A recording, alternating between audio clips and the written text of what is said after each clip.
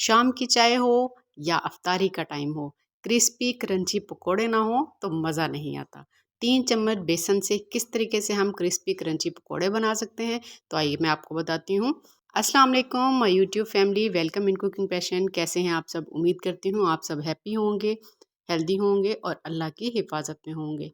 आज हम बनाएंगे जी बहुत ही ज़बरदस्त क्रिस्पी क्रंची लच्छेदार पकोड़ा। इसके लिए मैंने लिए हैं 2 बड़े साइज़ के आलू, जिनको मैंने धो के छिलके इनके उतार लिए हैं।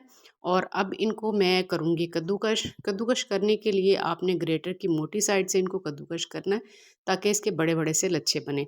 ठीक है, यहाँ पे मैंने ले लिया है जी एक, इनको कद्दूकश करने के लिए एक मशीन ले ली है। इसके ज़रिए मैं इसको कश लेती हूँ।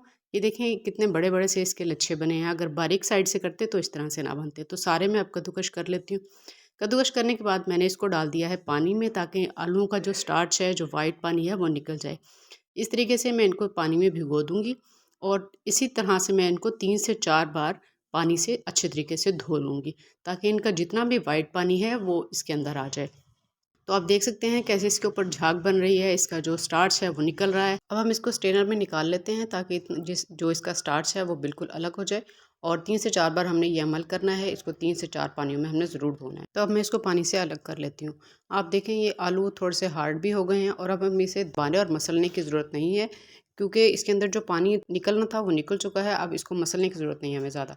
अब आलू को मैंने निकाल लिया अलग से बर्तन में। इसके अंदर चीज़ें ऐड करूँगी। छोटे साइज़ का प्याज बारीक कट कर लिया था वो ऐड कर दिया है। लहसुन अदरक का पेस्ट 1 चम्मच मैंने इसमें डाल दिया है। अब मैं इसके अंदर डाल दूँगी स्पाइसेस।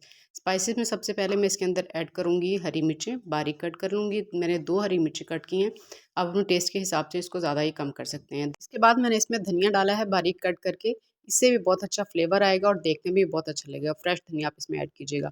तो अब स्पाइसेस डालते हैं। 1 छोटा चम्मच मैंने नमक इसमें ऐड किया है। साथ ही में इसमें डाल रही हूँ लाल मिर्च का पाउडर 1 छोटा चम्मच, धनिया पाउडर भी 1 छोटा चम्मच डाल रही हूँ, हल्दी पाउडर मैंने डाला है आधा छोटा चम्मच, और ज़ीरा ज़रूर डालिएगा, इससे बहुत अच्छा टेस्ट आता है। हमने इसमें बेसन सिर्फ 3 चम्मच ऐड करने हैं और इसको ज़बरदस्त सा क्रंच देने के लिए हम इसमें डाल देंगे मैदा। 2 चम्मच मैं मैदा ऐड कर रही हूँ।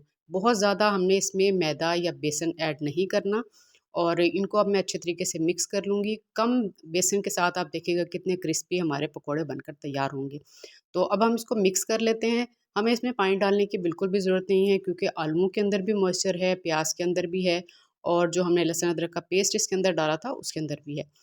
अब इसको मिक्स कर लेते हैं। हमने बहुत ज़्यादा इसको मसलना नहीं है। आप देखिए कैसे खुले-खुले से हैं, हमें पानी की बिल्कुल भी इसके अंदर ज़रूरत नहीं पड़ी है। पानी के बगैर भी अच्छे तरीके से ये इकट्ठा हो गया है बस। हमने इसको गाढ़ा सा पेस्ट नहीं बनाना, लेकिन इस तरह से हो कि बस थोड़ा-सा इकट्ठा हो जाए। तो अब मैं इसके पकोड़े बना लेती हूँ। मैंने दूसरी साइड पे ऑयल रख दिया था गरम होने के लिए, जो कि गरम हो चुका है। हमने ऑयल को हाई फ्लेम पे गरम किया था और अब हम इस फ्लेम को मीडियम पे लेके पकोड़े को इसमें ऐड कर देंगे। हमने बहुत ज़्यादा इसको दबाना नहीं है, खुला-खुला रखेंगे तो इसके लच्छे बनेंगे और जो क्रंच है वो भी बहुत ज़बरदस्त बनेगा। तो इसी तरीके से एक साइड को हम 1 से 2 मिनट फ्राई करेंगे, ताकि प्यारा गोल्डन सा कलर इस पर आ जाए। और दूसरी साइड चेंज करने के बाद उसको भी इसी तरीके से 1 से 2 मिनट बनाएँगे हम, ताकि उस पे भी बहुत प्यारा सा कलर और क्रंच आ जाए।